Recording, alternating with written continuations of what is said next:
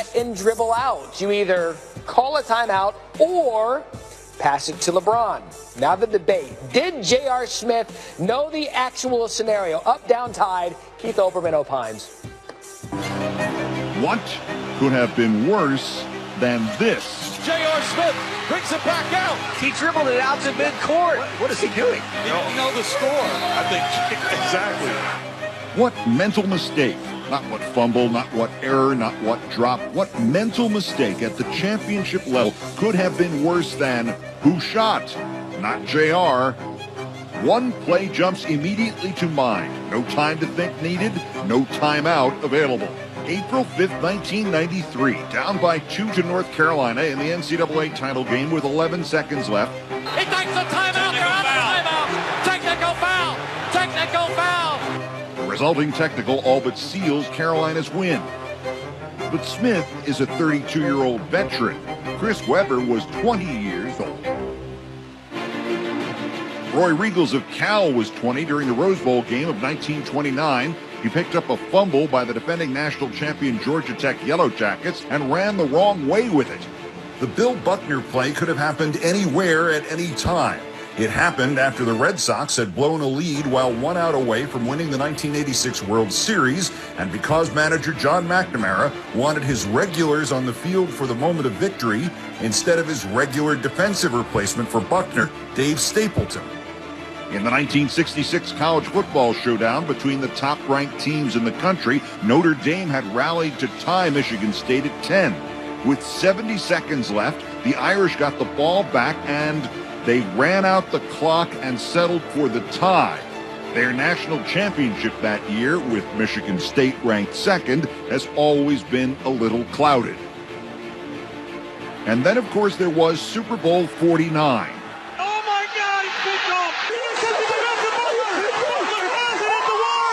Metaphorically, Marshawn Lynch is still waiting for a handoff at the 1 somewhere. There is a lot of premature jocularity on the list J.R. Smith just joined. Leon Lett in Super Bowl 27, Lindsey Jacobellis in the 2006 Olympics, and months later in the World Cup final in the exact opposite of using your head. But do any of these really rise to the level of complexity of what J.R. Smith did? The underdog, undermanned Cavs on the verge of stealing Game 1 of the finals on the road, and Smith doesn't take the shot, doesn't win the game, doesn't know the score, seems to say, I thought we were ahead, doesn't stick to the same story afterwards and says, I knew we were tied. These other self-martyred victims of history each made a huge mistake. But J.R. Smith made at least 4 of them. Game 2 is not until tomorrow, but today we've got Ryan Hollins, spent 10 years in the NBA. What we're going to do today is we're going to play a little game called Buy or Sell. Because now we're getting the action a day after of the J.R. Smith situation. What we're going to do is hear from his head coach, Tyronn Lue, about J.R.'s mental state heading into Game 2. Let's go. You know, J.R. can shake off anything. And, you know, when everybody tends to count J.R. out, that's when he comes through. So he's definitely going to start again, and he's a big part of what we do. And, you know, that last play is over, it's behind us, and now we got to move on.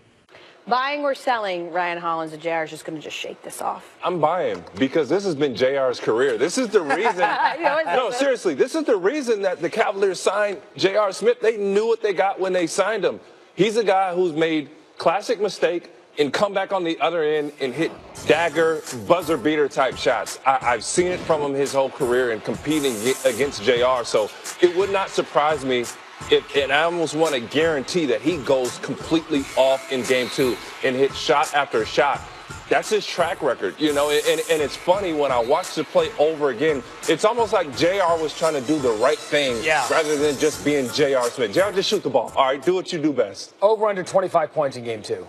Ooh, I'm going to go under just because we're not – the ball's still in LeBron's hands now. Yeah. But I think he'll flirt with around, 18 to 20. Would not surprise me. All right, let's continue.